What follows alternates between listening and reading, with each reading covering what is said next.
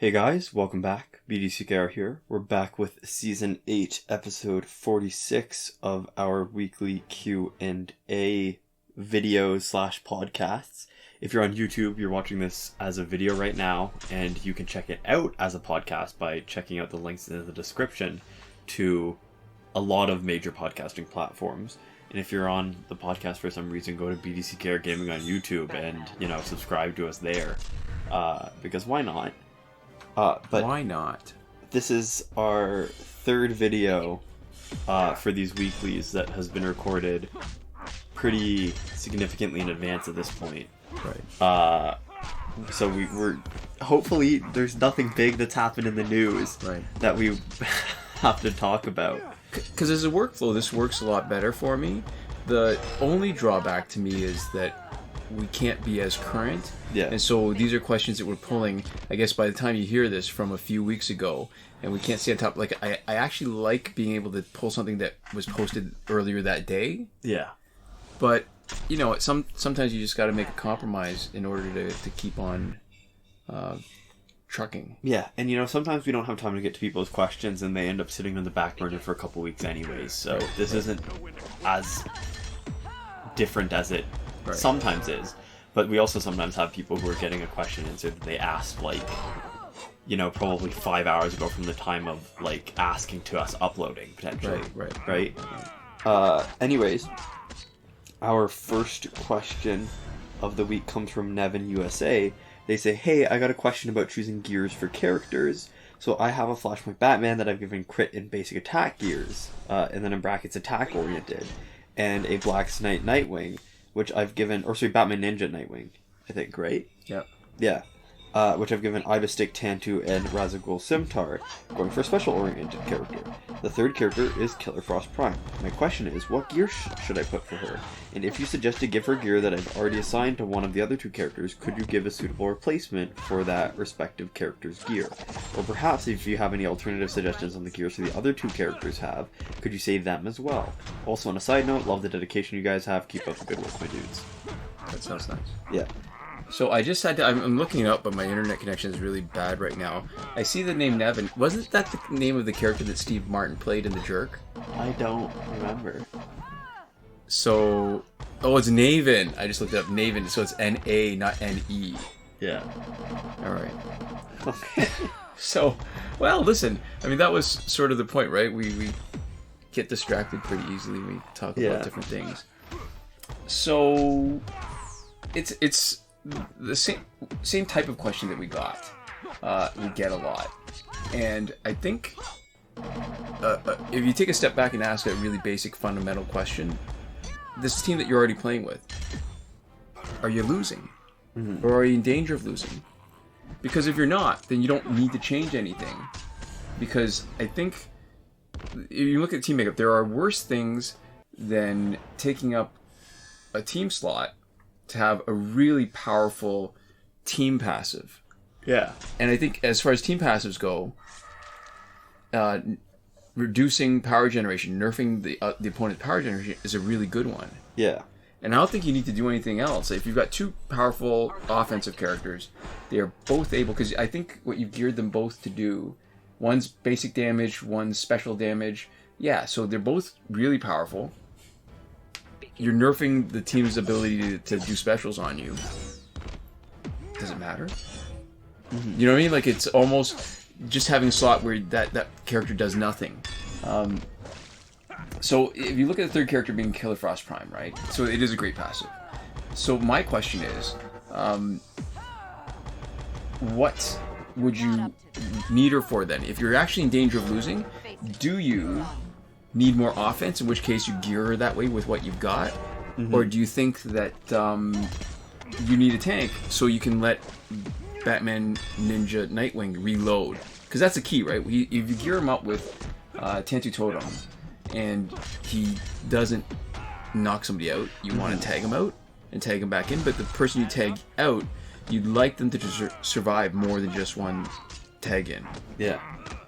And that could either mean just doing a bunch of damage, or being a tank that can eat a lot, like a really good meat shield that can eat a lot of damage.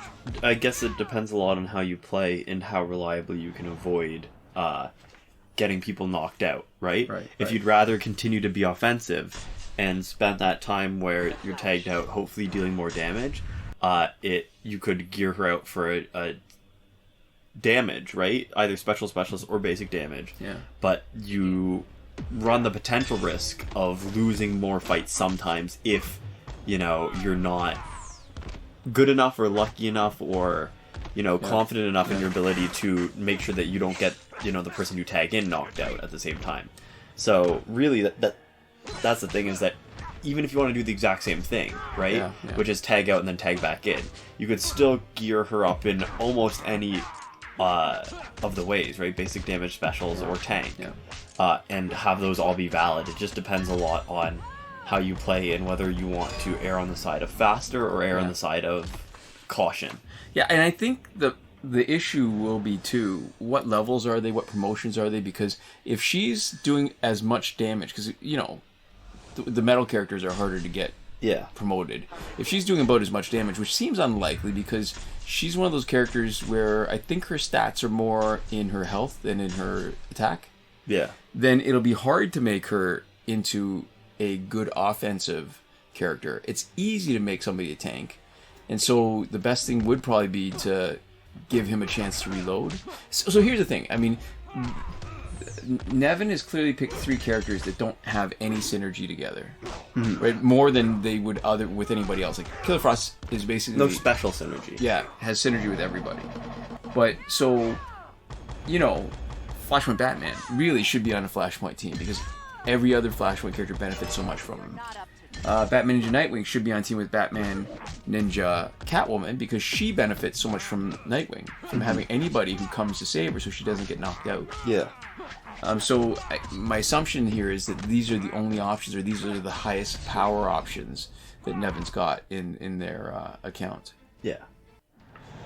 But I think probably the easiest thing, so likely is, my guess is that Killer Frost is not going to be that great offensively, so then it'll be just easier to make her a tank to reload on Nightwing. Yeah. Yeah. There we go. So, our next question comes from Harry Pierre. So, all right, sorry, before we, because I'm going to forget about this, because we were talking about something right before we started filming, and I thought we maybe do it right at the beginning. I got an ad in Uber Eats, and this has got to be the absolute worst name for a restaurant. So the restaurant's name is, there's a few words after, I can't even remember, but it's the first word was... I mean, it's right there. It's still open on your thing. Beefing. Yeah.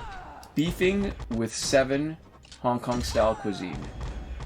And I don't know why they gave me that ad, but... So, clearly beef is an important part. Yeah. Beef is like a premium meat. But beefing makes it a verb. Yeah. And for people who maybe aren't North American, or maybe it's regional, beef to beef is cow meat, but to beef as a verb is to pass gas. Yeah. And then there's also like beefing it, like biffing it, which is just messing up, screwing up, not doing so well. So if somebody's beefing it, they're either farting or screwing up. So, and neither of those are great associations with your meal, right? Yeah. Farts, I think, are maybe worse, but you also don't want the implication that somebody's beefing it with your meal, somebody's screwing up your meal, is also not great. See, and this is the thing, farts are always funny, because and bodily functions, there's something just inherently humorous about bodily functions. I don't know. Anyway, sorry. I wanted to mention that because I thought I'd forget. Some people would contest that, but yeah. In this household, I think we're in agreement. Yeah. No, that's true. That was worth bringing up. I didn't want to forget that. Yeah. I really appreciate certain types of restaurant name translations. I think some can be really good. There's like Chinese restaurants. We both really appreciate a good Chinese food meal. Yeah. Love that MSG. Yes.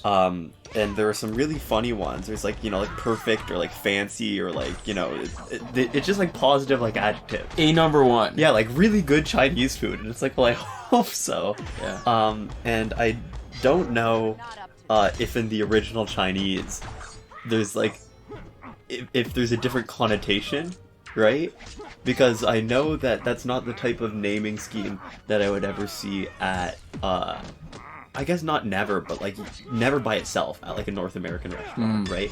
You might see like Bob's Best Burgers or something like that, right? But you would never just see good, like as the name of like a pizza place, right? Like a North American pizza place. Right. But I always appreciate them. And the thing is that a lot of them actually are pretty good, right? If they're named Perfect or Fancy or whatever, you know, there's actually a decent chance that those are going to be a really good Chinese restaurant, right? It's funny. I've seen like that sort of discussion of like how you can tell if a restaurant is good or not when it's different cultures. And I feel like, so for like North American places, right? I think a lot of people judge a restaurant a lot more based off of its cleanliness, right? I think so. I think if you go into a place and it's dirty, right? You go, I might not get great food here. So you're talking about not even just cleanliness, but maybe the decor, like that it's got some sort of unifying kind of presence. Not just the decor, like, but you think about like so when you go into like, it's hard to explain without explaining examples that might almost seem counterintuitive. Like if you go into a diner, right? Greasy diner. If you go into a diner, there's a way of it being dirty that's bad, where it's like greasy, it looks really sort of run down and whatever. And there's a way of it looking kind of dirty that's good, in which the seats are really old and like not super like flexible still, worn down, but it's relatively well maintained. The menus are like sun bleached, so they've clearly had the same menu for like years and years and years, and you know they haven't changed the prices very much. That kind of diner you go into, and you know, I kind of have the expectation that the food there's going to be pretty good. That it's going to be classic, but that it's also going to be pretty good because it's made in a while. But then you go into a diner and it's like, you know, kind of dirty, kind of grimy. I think, well, this food's probably going to be not so good. I expect it to be bad. So is it this sort of value judgment like that you do with people when it's easier to allow for people or to tolerate threadbare but clean, as opposed to maybe a little bit better held together but dirty? But what I'm saying is that's just for North American diners. In a Chinese restaurant, if the bathroom is disgusting, that doesn't tell you much. Like some places are good. But it's not a great sign. I mean, that's sort of the behind the facade part. It's not perfectly correlated, but in general, a disgusting bathroom probably means more authentic Chinese food. Well, I don't know, that seems a little bit racist to me. I'm not sure that it's. I got to think about that. I mean, in my experiences, because think about the types of when I go into a Mandarin, I expect that to have a really clean bathroom, and it's not going to have authentic Chinese food. I think what it is that there's a certain North American sensibility where when you're trying to cater to like a white palate and a white audience, you care more about the stuff like that, right? And there's another thing in ethnic restaurants where they tend to be pretty actually good is if there's cleaning supplies in the big bathroom stall. Oh yeah, I like that. Yeah, I like that. If they have like the buckets and like the mops out and like the like a third of like the biggest bathroom stall in it has like cleaning supplies in it, those places almost always have really good authentic food. And it's messy, right? That's not what you actually would want from a clean bathroom. Messy's good, dirty is not. No. Yeah. Okay. Yeah, but and it's the same with like certain like restaurant. If there's a restaurant that you go to where you have a hard time ordering in English, that place is almost always going to be pretty authentic usually. Like if you go into like a Mexican restaurant and if you don't understand at least a little bit of Spanish, you have a hard time ordering, that place is probably going to be pretty authentic, and that checks out more, right? That's sort of more like one-to-one where it's like, okay, well, I think that's a reflection that you can cater to non-mainstream audience and be popular enough in a smaller group that you can still maintain a business. Like to me that reflects even if it's not necessarily authentic, that you can appeal to consistently enough to a smaller fraction of the population to still be successful. Unlike McDonald's, where you have to appeal to like the broadest base possible. But so it is interesting because if I went into a North American place and they had a really gross bathroom, I'd be like, the food here is probably bad. But if I go into specifically, I have the most experience with Chinese restaurants. If they have a gross bathroom, it tells me almost nothing about the food, right? In terms of quality. Yeah. So it's interesting. There's different things. Beefing, it has a really bad name, but if it stays successful and open, it probably is going to have pretty good food. Well, because it's making it in spite of the name. It's working uphill, and that at least to me speaks to the fact where it's probably authentic food. Or venture capitalists with the deep pockets, which is basically Uber Eats. Like to me, Uber Eats, the idea that it's sustainable, it's not sustainable, but the idea that there's a potential investment there. The fact that people are putting in money so that they can give us discounts every few weeks that are just losing the money, because it circles back to the fact that the only reason I even know about beefing is because of Uber Eats. Yeah, beefing. Okay. Yeah, so there we go. Anyways. Yeah. Okay. Next question comes from Harry Pierre. Yeah. And they say, is Red Lantern Hal Jordan going to be on the list when they recycle? Because I miss him and I'm just getting back into the game. And so this is talking about the challenge cycle. And first off, not making fun of this person at all. I miss him instead of missed him. Yeah. I like, because it makes it feel like I miss him. You know, he's a buddy. I wish he would come back around. He doesn't visit as much as he used to. And it works really well. And I say that like I'm assuming there was a mistake there. It very well might not be a mistake. I like the turn of phrase a lot. Yeah. I think it's kind of funny, but not in like a, oh, this person screwed up way. But it's sweet. It's nice. I almost like it better than, you know. I get the way of saying it. So I answered this question in the comments originally. I said somewhere around February. If the schedule right now is strict and we're repeating, because there was a sequence of 44 different challenges. Yeah. And we are in the middle of a repeat. And when I say the middle, that means that Red Lantern Hal Jordan, if this goes consistently, is going to show up February 3rd, 2022. Yeah. And I guess I really should have done some homework and counted the number of challenge characters, because I don't know if 44 would be enough to hit all of them. I'm thinking no. I feel like there should be more, because we're looking at 144 characters total in a full roster. I mean, that includes bronzes and silvers and all the store golds, but it feels like there should be more characters. It's so hard to say. I'm not 100% sure, because that number is all the bronze, golds, silvers, and all the metal characters, and all of the...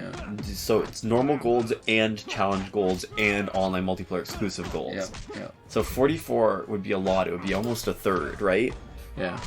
Listen, and part of me, I sort of avoided doing it because I thought, well, if it breaks out of the cycle, then we don't really need to know. Yeah. If it does, then it becomes more important. If we start repeating and we know that we're not getting anybody else, then it's going to be important to figure out who we don't get. Mm-hmm. Yeah. So there we go. Our next question comes from Lazy. Okay, so Lazy Takamine or Takamine or Takamini so we've learned it's a guitar brand because we. Well, I don't know that we learned this. I knew it was a guitar brand. I didn't know it was a guitar brand. I thought we talked about this. No, because I said that. Well, I mentioned that when I was younger, and I.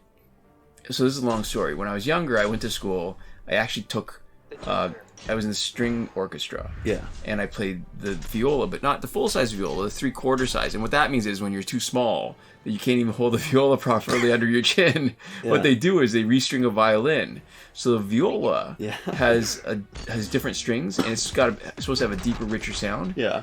And you sort of bastardize it a little bit by sticking it on a violin for little kids who don't have... Anyways. So it's sort of like the Alvin and the Chipmunks cover of a song. So, but when I was growing up, there was not... Except at school, there was no priority placed on music. So when I left the school, my parents thought, well, he should still do some music. So they got me a guitar, and they had me do lessons. It didn't really take. Yeah. But I remember the guitar was...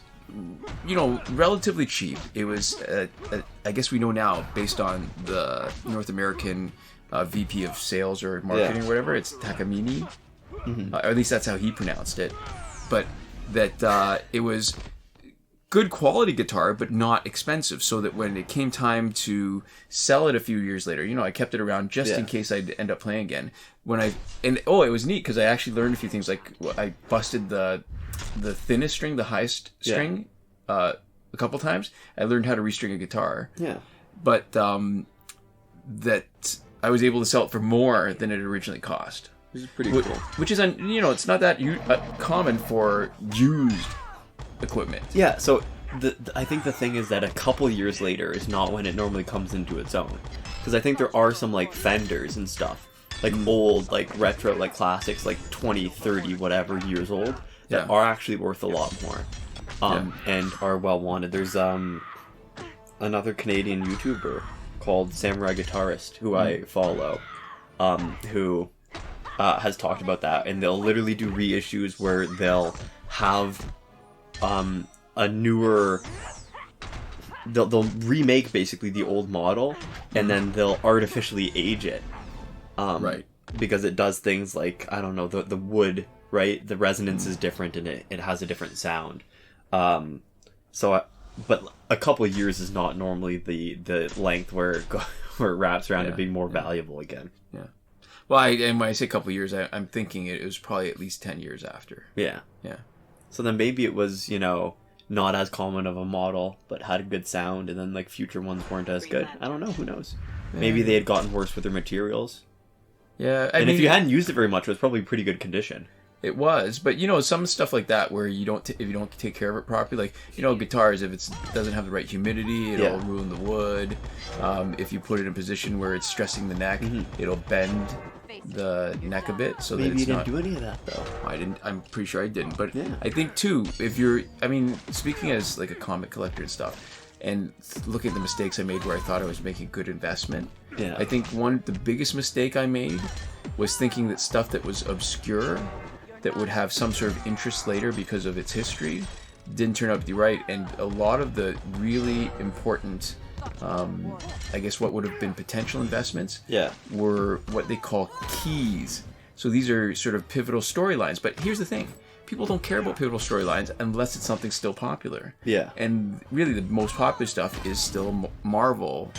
And I'd say Marvel ahead of DC, even though, DC's got Batman, it's got Superman. But when I'm looking at it, it's really the Marvel comics that still are just so much more popular. Mm-hmm. And maybe that's a function of the MCU stuff being so successful. I think almost certainly. I think with the DC has not done nearly as good of a job managing their brand. Marvel has very successfully made pretty much everybody that they put on screen, like B-list and C-list, like, people, right, to big folks, like. Yeah. DC has like a lot of the superheroes that I like already knew about before they had movies made about them, and hasn't done a very good job with them. Most of the people that Marvel's putting on are people that I have not heard of before, right? Like, Captain America I knew about, right? And there were some folks, but I don't know if Iron Man was on my radar before. Oh, totally. The Iron Man was huge. Yeah, I guess we're coming from different generations. So to me, Iron Man was huge. Like the B-list stuff is really Guardians of the Galaxy. That's B-list. Captain Marvel was sort of B-list. Yeah. When you're talking B-list, it's Dazzler. Like anybody who's a member of the Avengers, basically, I think is almost A-list. Although there's some sort of secondary, like minor. Like Hawkeye was minor. Yeah. Hawkeye was never a big. Was Black Widow big? Yeah, she was, because she had a pretty, like, I guess when you talk about superhero stories, there's a lot of characters in the Marvel universe where they're not like, Superman needs super villain and super foils. Yeah. So when you've got a character like Black Widow who has like a lot of physical prowess, but not a I don't think she has any powers, right? So that fits in really well with, say, Captain America. Yeah. Who else am I thinking of? Daredevil. I'm just thinking of those kind of. Maybe they got powers, but they're still like human, close to human kind of level. Yeah, but I like never heard about like Ant-Man, for example. Oh, really? No, I didn't know about Ant-Man. Ant-Man, in the original, there was a couple of Ant-Men. There was like Henry Pym was the first one. Yeah, and he I couldn't keep them all straight. But who was the first one in the movie too?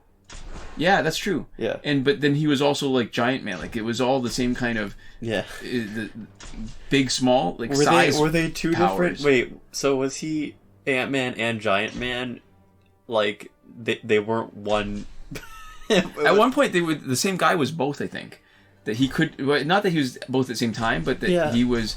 I think when he stopped doing one, he did the other. So you're saying that he would go out and one day he would fight crime as Ant-Man, and the next day he would fight crime as Giant Man, as like two different like superheroes. I don't know that it was that quick sort of flip, but I just vaguely remember. I never paid attention, but here keep in mind this: when you say it wasn't that popular, like Avengers was the biggest comic at the time. He was just size man, but he had two. It was size alternate identities based off of which size he was at the time. That's it. But it was big. Like these were issues that were drawn by George Perez and John Byrne. So these were not like, minor comics. Avengers was, I think, at one point like the best-selling comic that Marvel had in its lineup. No, that makes sense. So maybe some of them were bigger, but I feel like Batman, Superman, iconic. like Spider-Man, for sure, like Captain America. I think Thor. No, not Thor. I was gonna say the Hulk. I don't know why I said Thor. Yeah, I don't know. Thor wasn't really on my radar either. I mean, like I knew of Thor as like the myth of Thor, right? Like is he a demigod or is he a god? He's a god. He's a god, yeah. He's a Norse god. Yeah. But I think I don't really have the greatest perspective on that because I was so into comics.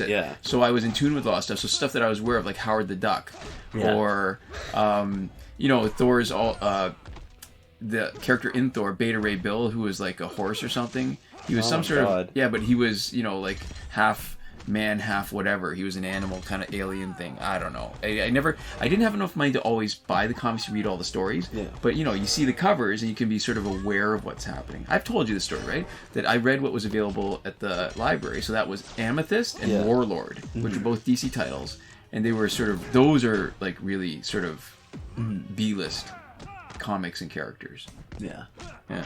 But Marvel has done a good job of just making movies that make those characters popular. Right? They have a good format for the movie, and they don't actually need the name brand recognition. Right. And it seems that DC has trouble even cashing in on their actual names, right? With movies like Batman versus Superman, where people are coming at it and going like, why is it... I guess it depends on what you're aiming for. If Marvel's got such a rich sort of library. See, here's the thing. What did you think of the Christopher Nolan Batman movies? Oh, those were really good. They were great, right? Yeah. Is there anything as good from the Marvel Universe, or are they aiming for something different? Marvel, well, they're very different. They're very different. I would say it's hard to compare them because the Christopher Nolan Batman movies were played pretty straight, right? I think they were played as pretty up and down, sort of, like high octane, like action drama, right? Right. Whereas the Marvel movies are these sort of like huge blockbuster like spectacle movies that are meant to have like this sort of like wide appeal and be big but not nearly as gritty. I think it is hard to compare them, and I think the problem is that I feel like DC is trying to do a similar thing with what made The Dark Knight so good, and try to sort of do that same thing where it's a little bit hard to compare them, but just is not doing great media. Yeah. So it's not that... Which is sad, because I feel like I've got a closer attachment to DC, because when I was collecting... I mean, I'm looking back, I know I've got the first issue of Suicide Squad. Yeah. I've got stuff like that, so I've got a connection to... And this is part of the reason why we're playing Justice so much, right? But the new Suicide Squad is supposed to be really good. Same director as Guardians of the Galaxy. Yeah. So, let's see. I mean, I really liked it. It didn't do as well, and it got a lot of sort of... negative reviews, but I really like the Harley Quinn movie. Birds of Prey, yeah. And the Emancipation... I still haven't seen it. Oh, it's a lot of fun. Yeah. And I think a lot of the criticisms are not fair. It does a really good job of what it's aiming to do, I think. Okay. Yeah. That's good. We didn't even answer Lazy we didn't. question. So we'll answer it quick and then probably call it. So Lazy Takamini says, if I build a team around Arkham Knight Batgirl as a support character, would Arkham Knight Batman be a solid choice for a specialist? And followed up with P.S. I believe Takamini is pronounced Takamine. Which is what the internet says under the British pronunciation. Which is why we had so much trouble when we first came to it, because there was the like VP of like marketing or whatever said it one way, and then Google said it 2 different ways based off of the British or American pronunciation. So we don't really know how it's pronounced. So short answer is Arkham Knight Batman is good for everything. Whatever you want to use him as, he is good for it. He's got those Wayne Tech boosts. So in general, you can make him either a better specialist because there's like the 2 bars of power you can choose. You can increase the crit damage or increase the I think special 1 damage, something like that. Yeah. And defensive, where he doesn't take any damage over time. He doesn't take any crit hits. But here's the thing, to me, and she won't even be the main damage dealer necessarily, but I think Arkham Knight Batgirl should be on every Arkham team. Mm-hmm. I mean, it makes all her Arkham teammates harder to kill. And when she tags in to interrupt, she's stunning people. Yeah. Like, that's a huge opportunity. You want to say something? You got to look on your face. No, I don't want to say anything. Okay. So when you've got Arkham Knight Batgirl, everybody is basically the meat shield that can handle a super. Mm-hmm. And so you can basically use, if their stats are high enough and in line with what you're doing. And what we're doing lately is with an Arkham team with Arkham Knight Batgirl, and we're swapping out different people. So Deadshot, Arkham Origins Deadshot is a specialist. We've tried both Arkham Knight and Arkham Origins Deathstroke as the basic damage dealer. It doesn't matter. It all works. But Arkham Knight Batman is particularly good because if you make him your specialist, he can not only tag in, but he can start even without tagging in 2 bars of power. Mm-hmm. He's got a hugely strong special 2. Knock him out, get his power back. And you can make him, depending on who you're facing, you can adjust what his Wayne Tech sort of abilities are, and you can actually get 3 of them instead of 2 if you want. Yeah. And he's going to be really great. Mm-hmm. So there we go.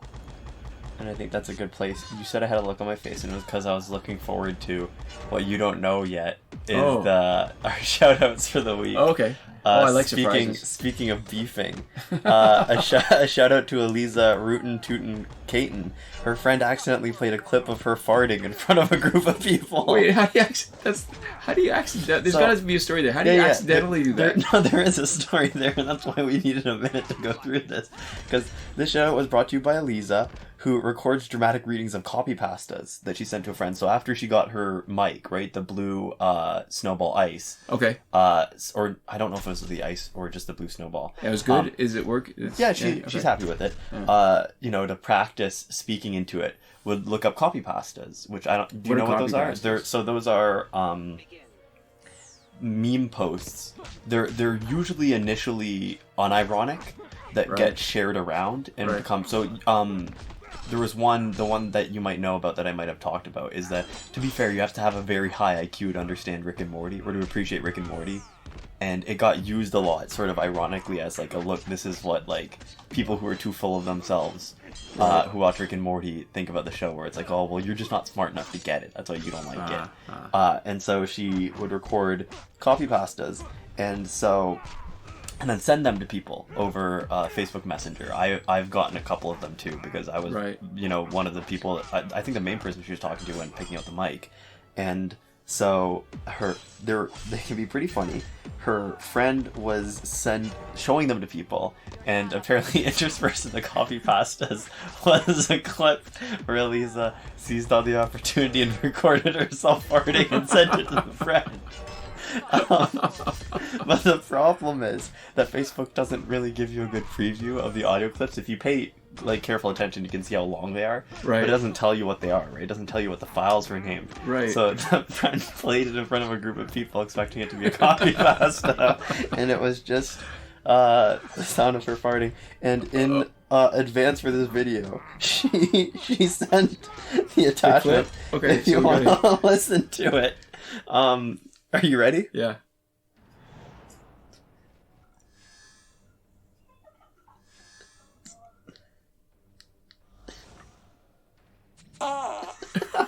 That sounds fake. That sounds fake. That sounds fake. So I guess if you appreciate that, I don't know if I've told you. So sometimes when we make incidental noises during this. Yeah. And I edit out the stuff. Those clips that I edit out, sometimes I save them. So I've got a folder full of basically that. So, well, because after the video ends, we've been sitting here for, anywhere between 30 minutes and an hour. Sometimes we have a fart queued up, too, that we don't want to subject the audience to. So I guess we could do our own version of that. But so there we go. That's the sweet shout. That's why I was making a face earlier, is because I was... You're anticipating I knew what was coming. Nice finish. Classy finish. All right. Okay, so we'd also like to give a huge thank you to all the wonderful folks who support us on Patreon. That would be Victor Gomez, Consul Peasant, and Edwoon at the top tier, Last Word. Sinemac and Mohammed Albshaiti at the Your Message Here tier. Shawn Farrell, Daniel Simonson, Aaron Maule, Michael DeVries, Brandon C., Irvin Ruiz, and Eddydoo at the credited level. And Chris Wolf, Scarlet Danny, Awesome Gamer 2for1, Pavu RS, Gav Malott, and Isfar E at the gratitude level. So thank you so much for watching, and we'll see you next time. Komoda.